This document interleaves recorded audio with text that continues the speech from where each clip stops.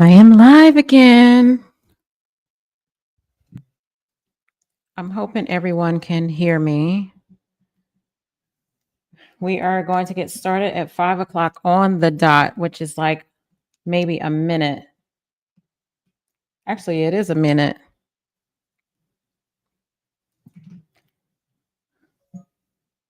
I think I see the notification on LinkedIn that I am live.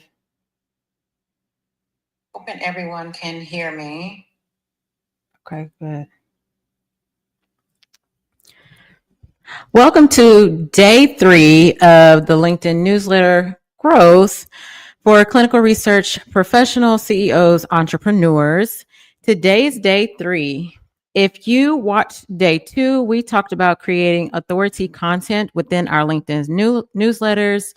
I gave real life examples, how to break down those topics, especially to the audience that cares. And it talks about your real life situations and scenarios. Today, we're going to talk about subscriber growth for your LinkedIn newsletters. Yesterday, I started off with a simple definition, which I think, some people may not believe it's necessary to start with a definition, but I'm going to. This is what I teach and what I believe. So let's talk about what is the meaning of growth. It's the process of developing or maturing physically, mentally, or spiritually. It's the process of increasing in amount, value, or importance. The increase in number and spread of small or microscopic organisms, we're talking about bacteria, microbiology, and increase in economic value or activity. For growth with the LinkedIn newsletters, we are going to be talking about how you can increase the amount of growth, value, or importance of your LinkedIn newsletter as it pertains to growing your subscribers list. I'm not just talking about your list, the numbers that you see whenever you launch your subscriber or your LinkedIn newsletter, but hang on just a second. Hold on. But I'm talking about how are you growing? What are you doing to help your LinkedIn newsletter grow? What kind of content are you creating? What does your headline look like? A lot of times, whenever you create your LinkedIn newsletter, you need to make for sure that whatever picture you have at the top, obviously it shows your face. That's how I'm doing it. And then maybe like a little tagline speaking to the audience you are wanting to teach. But here's the truth with clinical research. Your subscribers a lot of times are like your warm leads, maybe potential clients, sponsors, and collaborators, and people that can actually refer you as a partner. Today, I'm going to give my exact approach on how you can grow your subscription list, and I'll give you tips on how to implement that today. What does that even mean to grow your subscriber list? Let's talk about that. The beauty of LinkedIn, whenever you launch your newsletters, is it's an ongoing professional relationship. They're not necessarily cold connections, scrolling past your posts, but it's people who have chosen to opt in, and that's powerful. I think I mentioned this yesterday. Anytime someone wants to become LinkedIn friends with you, as long as you have your LinkedIn newsletter already launched, it will give them the option to say yay or nay to subscribe to your LinkedIn newsletter. For my own personal business, it's become a hub. It's where I share the behind the scenes on what I'm building from the ground up. I walk through the decisions that I'm making, from partnering with a vendor, hiring a grant writer, marketing team, eventually legal team, and just taking you through and partnering with the accreditation institution, and how I am actually turning those learning moments into teachable moments for my audience, or for those who are maybe looking to go down a similar pathway. And as I mentioned before yesterday, your LinkedIn newsletters, you can actually take people through the process and divulge into the meat of what you're doing a little bit deeper versus your LinkedIn feed and or post. So whenever you're consistently showing up and creating LinkedIn newsletters, you need to make sure you form a cadence. Let's say if you're wanting to do it every Monday, people are going to know that you're posting, creating content for your LinkedIn newsletters every Monday. What you decide to do, you need to stick with a routine. Don't just create a few newsletters and then fall off. If you do that, your subscribers, the growth of your LinkedIn newsletter and subscribers, it won't happen. People are going to see that you have started something, and then whenever you have stopped, the potential for you to even partner, land clients, or just land certain, collaborations, that might fall off too because you have stopped being consistent. Let's see. All right. When you consistently show up with your LinkedIn newsletters, that's going to automatically go into their personal email account whenever they actually subscribe to your LinkedIn newsletter. So they're going to see, again, your cadence. For me, I create LinkedIn newsletters. They should be pushed out every Monday. Sometimes I notice there's a bit of a delay, but if you look at the dates, you will see that the LinkedIn newsletters have been created on Mondays. Now, if you are creating master classes like this and you want people to show up to your events, a 4-day event, 6-day event, well, you're not just going to post about your events once a week. You need to create LinkedIn newsletters for the duration of your masterclass. Say, like, for instance, this is a 4-day masterclass. Because what will happen is, let's say you go to day 2 of your masterclass, you are going to need to do a recap of day 1 within the second newsletter. And then after you have done a recap of what you talked about for day 1, that's where you invite people to your day 2 LinkedIn masterclass or whatever you're doing on LinkedIn. Usually you should be going live. Whenever I launched my newsletter in May 2024, of course, I didn't have any newsletter subscribers, but I was actually shocked at how fast the LinkedIn subscribers, the list, it grew, and it grew very quickly within a short amount of time period. I'm looking at about almost 1,500 subscribers. Of course, the bigger your audience, the more subscribers you're going to have. And I don't have that big of an audience. I don't have that big of a follower, but I do have over 4,000, and we're getting close to about 1,500 LinkedIn newsletter subscribers. And whenever you are creating LinkedIn newsletters with authoritative content in them, you should be seeing your LinkedIn subscribers numbers increase. Every once in a while, you may see a decrease, but that could be bots. It could be somebody that hasn't activated their page, or it just could be someone that just stopped following you, and maybe the content you're creating is not resonating with them. That's okay too. That whoever falls off, there's going to be somebody else that's going to pick up, and then you'll find your audience. You continue with your cadence. Please do not be disappointed if you see a drop in numbers. That's the name of the game whenever it comes to social media. People unfollow people all the time. I didn't have a complicated funnel. If you actually look at my LinkedIn profile, I picked and chose. Actually, I had it at one tagline, and then I changed it. I changed it to the audience I'm speaking to, and I changed it because this is who I am. It's nothing complicated. I picked a clear tagline, and mine is for clinical research entrepreneurs, site owners, B2B CEOs, clients. I mentioned I stick to a cadence. It's every Monday. The different content formats that you can integrate in your LinkedIn newsletters that's going to help with the growth. You can do written articles, case studies, the process breakdown, and even embed videos for people who prefer to watch instead of read. I love embedding videos. I think it's an eye catcher. Whenever I see someone's LinkedIn newsletter that has a video embedded in it, and it's not long, the way you should embed, or the amount of time the video should be like 30 seconds, 30 to 90 seconds. I think 90 seconds may be pushing it. because what happens is, especially if you have a YouTube channel, you can insert your YouTube short within your LinkedIn newsletter. And once that person clicks on the YouTube video, it will take them directly to your YouTube account. And then the way you set up everything in YouTube, if you have usually there's a long form content video that should be associated with the short video.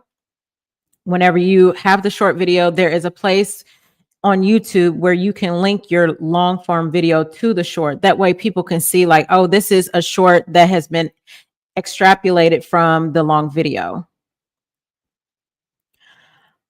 And another thing that you need to think about that's going to help increase the growth of your LinkedIn newsletter and your audience, you need to make sure you have a call to action for every single edition. Also, if you have maybe a mentorship program, I talk about this because this is what I have, this is what I can relate to.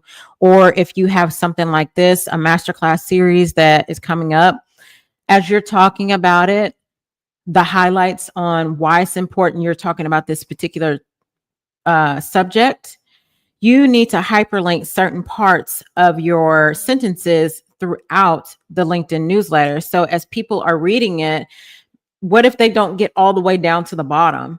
They still need to be reminded like, oh, shoot, yeah, you have something that is of value that I may be interested in. Let me click on this hyperlink and see what it's all about.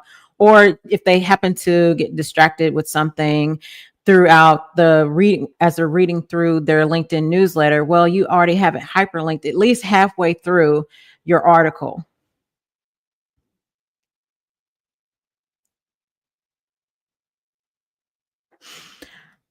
All right, we're going to get practical. I want to give you a 6 subscriber growth levers that you can pull, levers, examples. And I'll share my example for each one alongside LinkedIn's own recommendations.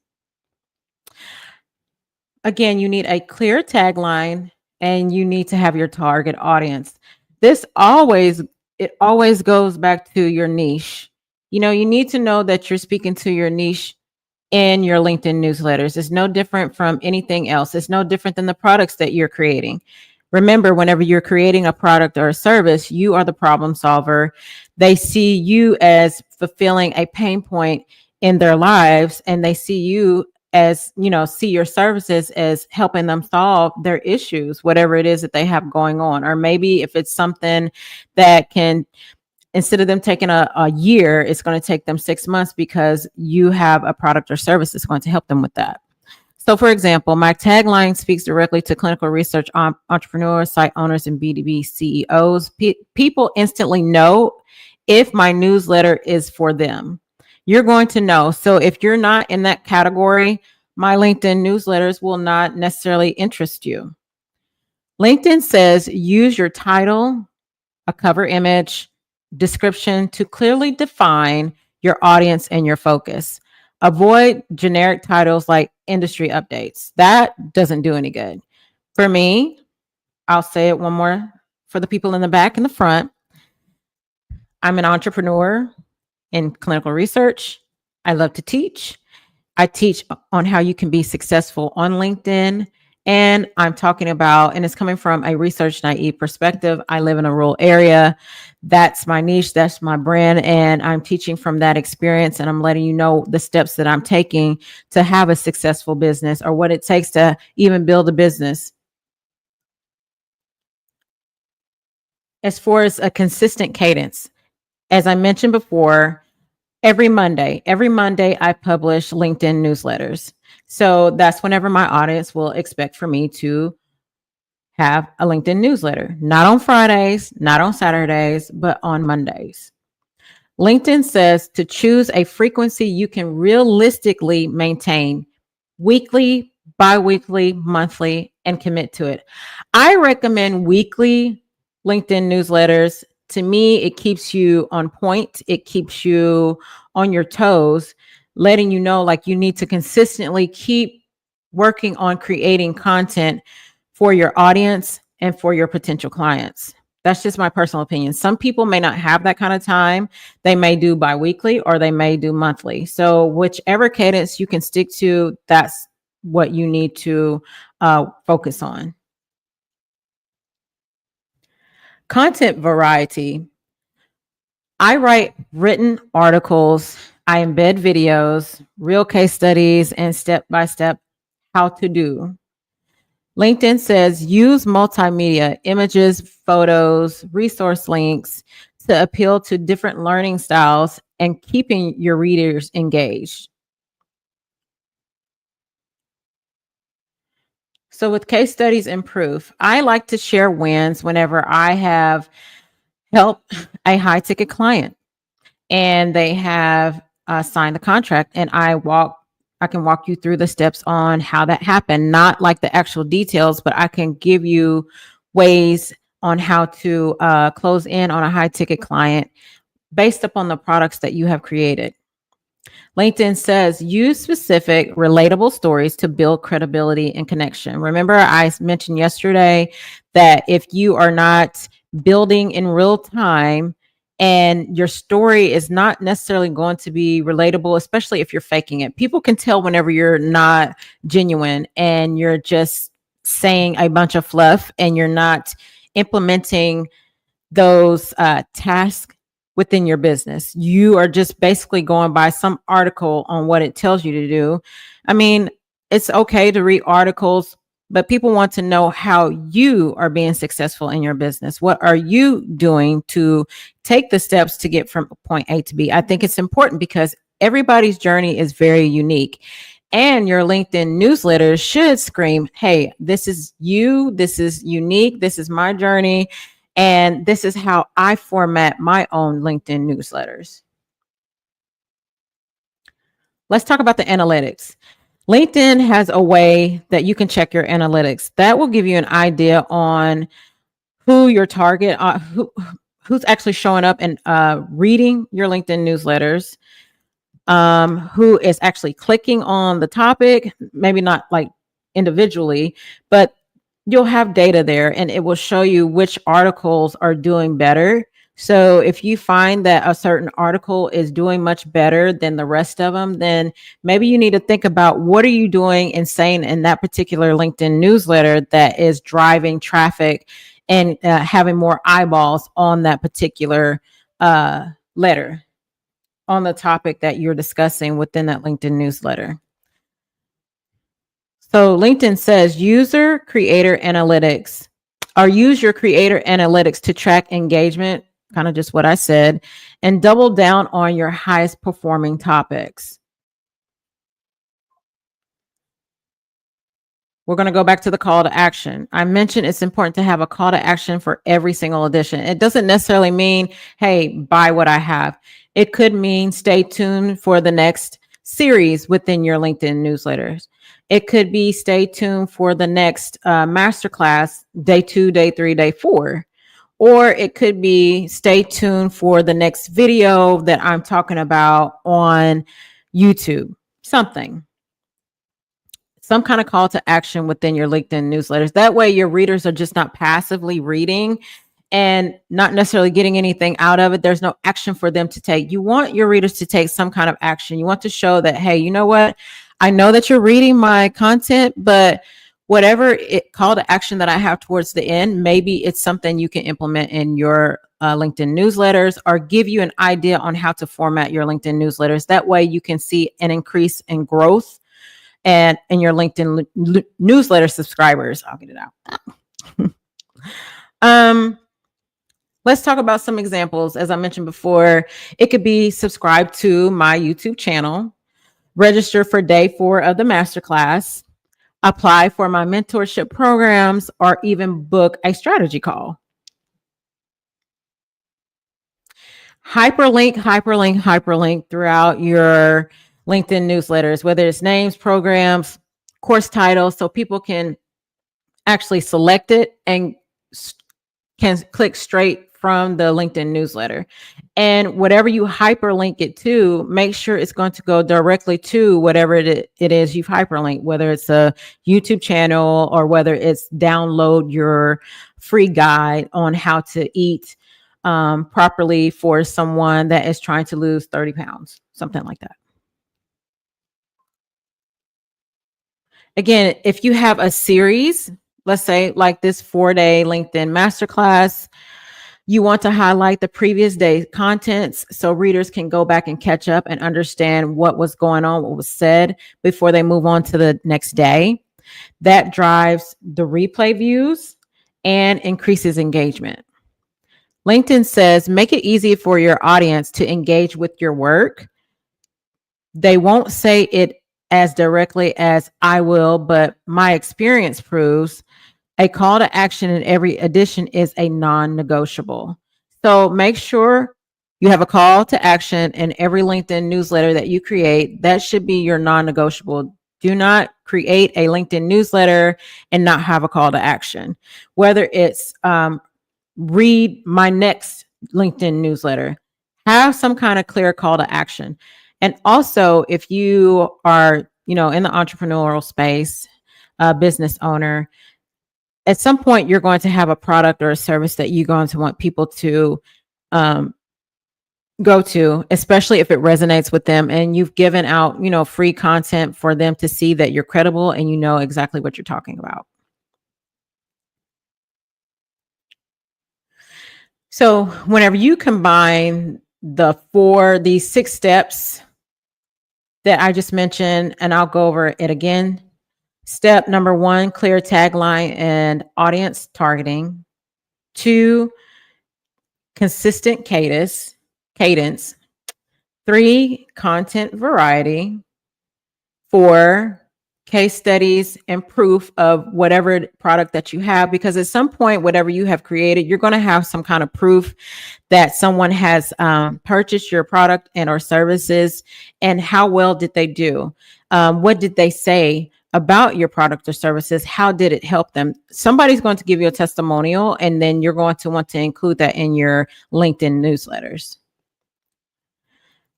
Number 5, analytics drive decisions. And then the 6th one, call to actions in every edition that you create. So whenever you combine all those 6 steps, those tips, you're not just adding random subscribers. You're actually building highly targeted, highly engaged audience. More subscriber Look, we go back to the visibility again. More subscribers means more visibility with the right people. Visibility leads to trust. Trust leads to conversations, partnerships, and opportunities you just cannot buy with ads. I have grown my LinkedIn newsletter organically without any ads. I mean, eventually, if you want to, hire a marketing team and have them run ads on your LinkedIn newsletter or whatever it is that you have going on, that's fine too. But I think you need to start off organically growing. That way you can see the work that you're doing is resonating with the audience that you're speaking to.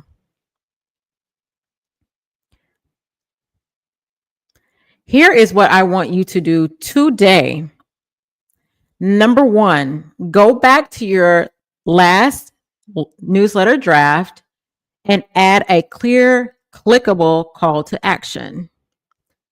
Number 2, if you're hosting something live, such as this, hyperlink the event name right in the body of your text.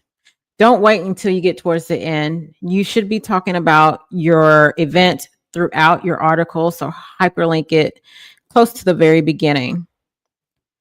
Number 3, post on LinkedIn today, inviting people to subscribe, and put the link in the comments. Do that every time you publish, and you'll see your subscribers grow, not just in number, but the quality of subscribers. And before we close out today, I think I want to go and show you what I've done within my LinkedIn newsletter. I think that would be a great idea. If you are not a subscriber yet, I am going to log on to LinkedIn right now.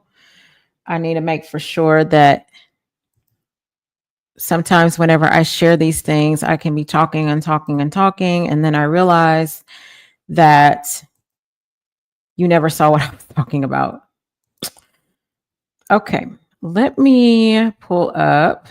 Oh,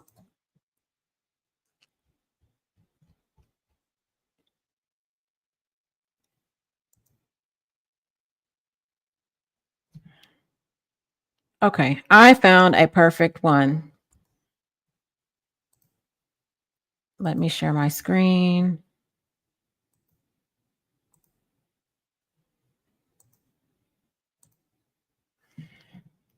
And I'm going to do something right quickly. I'm going to turn the volume down on my phone. I need to make for sure you all can see my screen. Oh, hey, I'm seeing someone. Manas. Hi. There's a bit of a delay here on my laptop. Um,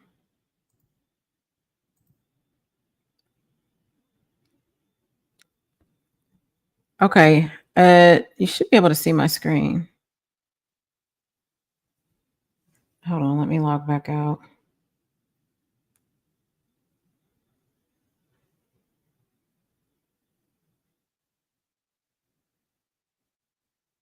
That's so strange.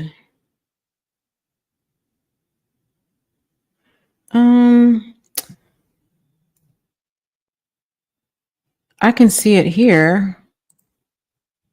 Let's see whenever I scroll up. Okay, I'm doing good. All right. I want to show you an example of let's first of all, oh, I've gained another subscriber. Remember whenever I said, and sometimes you're not going to always see a green number, that's okay too, but I do see that I have 13 new subscribers, which is great. If you see the title here, LinkedIn Growth for Leaders, then the tagline says, I teach clinical research entrepreneurs how to grow visibly, attract partners, and lead on LinkedIn. This is my area of expertise. And also, whenever you get ready to create a LinkedIn newsletter, make sure you have a clear picture and not a whole bunch of words on here. Nobody wants to see a whole bunch of words. So I will go down to, let's see. One of the LinkedIn newsletters that I created, and I need to make for sure, yeah. Okay. Now, I have actually tried to switch up on not putting so much in this space here, but you live and learn. But this is the title of the LinkedIn newsletter that I actually created on July 14th of this year. I know yesterday I mentioned how I created the Principal Investigators Foundational course. And remember, whenever I mention as an authoritative figure, as a CEO of your business, you place your position to create content that screams leadership. And that's what I did. And see this one here, as I mentioned before, see, I've got this hyperlinked. Go watch the YouTube channel. So this is another call to action for my readers to follow. And then I've embedded my YouTube video for them to go watch the short. And then whenever you click on the video, what will happen is you will see it will take you straight to YouTube, to the short. And then I actually have linked my full video to this short. I just finished. And then remember, I spoke about on how you can show the process on what you're building. Let's say if it is a course, you can show a few snippets behind the scene. So I recorded this and I showed what it looks like behind the scenes as I'm actually creating this course, what you will see as a student or a learner. And then I even go as far as saying, I think this is a screenshot. Yeah, I took a screenshot of me going through the PowerPoint presentation, creating the actual Principal Investigators Foundational course. And again, another screenshot, another picture here. And also, let's see here. It's supposed to be hyperlinked. I'm not sure why that's not hyperlinked. But anyway, there's still a call to action. Remember, you need to have a call to action. You can say comment or DM me PI package. I'll get it out right on LinkedIn, and I'll send over a preview of what's inside.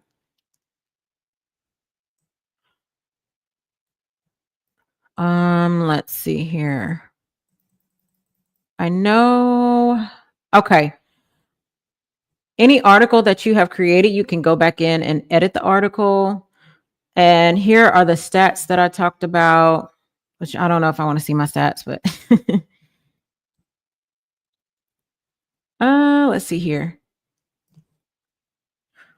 When you launch your LinkedIn newsletter, you will see article viewer demographics, which I think that's pretty cool. This will let you know the industry, seniority, company size, who are actually viewing your LinkedIn newsletters and reading it, or they have taken an interest to it. So you will see these analytics, and this will give you an idea on what you can continue to keep creating within your LinkedIn newsletter that's going to help drive the subscribers list up.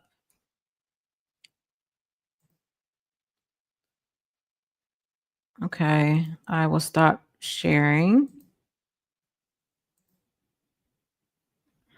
Let's see here.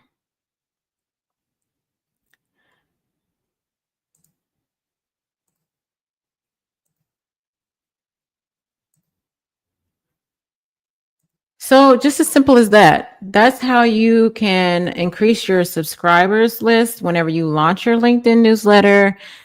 It's all about the formatting, your call to action, who you're speaking to, and it's clear. You have a clear tagline, making sure all those things are intact, and your LinkedIn newsletter should do very well.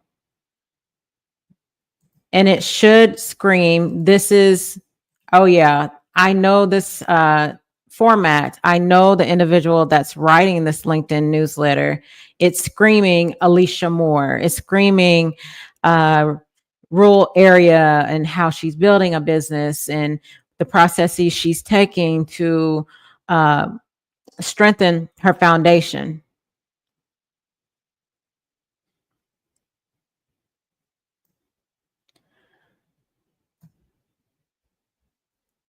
Okay. So tomorrow we are going to be talking about high ticket conversions. I have close to almost 500 people who have registered for tomorrow's event. I'm not really for sure if they paid attention to the actual date.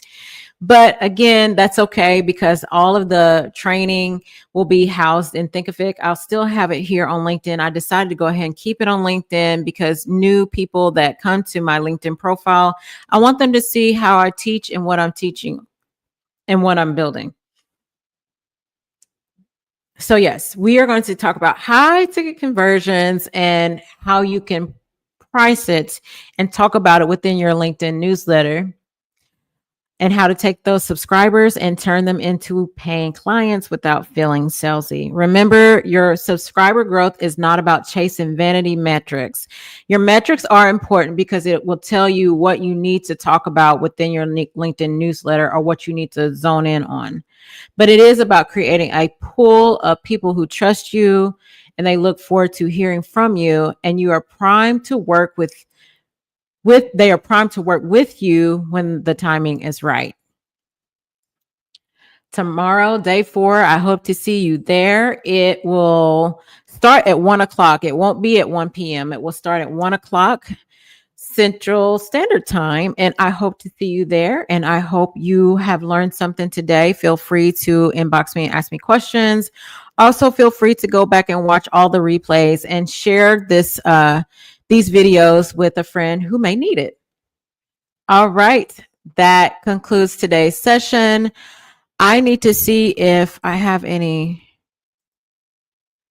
comments. I did see someone say hello, but that's not showing up on through your StreamYard for some reason.